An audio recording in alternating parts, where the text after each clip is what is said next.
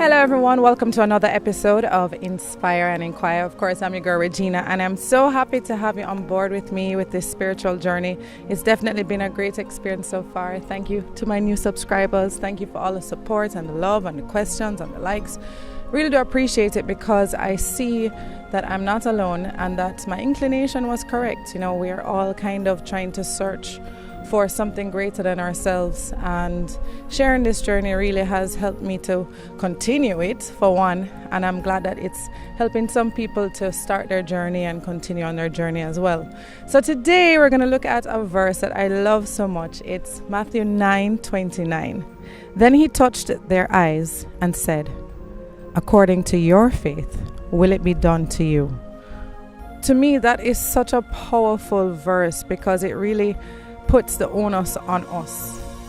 In this particular section, it was two blind men, that found him. And he told them after, he said, listen, I'm going to, do this according to your faith, but don't tell anyone about what I did. Did they tell anyone? Of course they did. But could they still see? Yes. And that's another thing that really stood out to me, is that they weren't perfect Christians. They were not people who didn't sin. They didn't even obey a direct request from Jesus Christ himself. And they were still blessed. And they were blessed because of their faith. So I want to focus on faith, because faith is so powerful that it transcends disobedience. It transcends sin. It transcends where you are today. It is your direct connection to the glory and the magnificence and the power of God. And it is imperative that we exercise our faith. And how do you do that? How do you exercise faith? I think that's another thing that's missing in this equation, is a lot of us want to have faith, but we just don't know how. Well, I think exercising faith is something that has to be continuous. I think you have to set apart some time in the day to meditate on his word. You meditate on the word to gain more understanding, which fuels, your spiritual strength.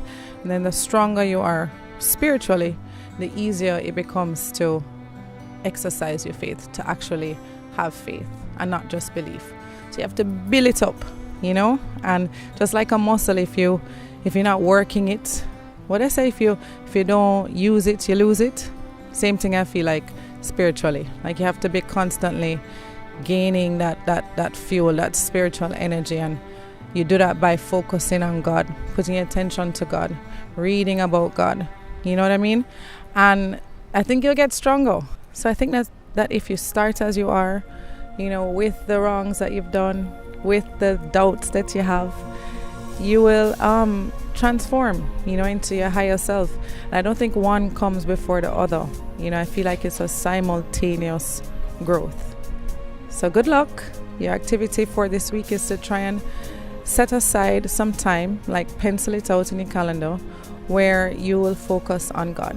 Could be 10 minutes, 5 minutes, 15 minutes, where you'll read a verse or two and focus on God. Put it in your calendar. Exercise your faith and watch yourself just become stronger and stronger spiritually. All right, thanks so much for watching. I truly appreciate all of the positive feedback. Continue to like, share, subscribe, and leave comments. Love you. See you next week on Inspire and Inquire.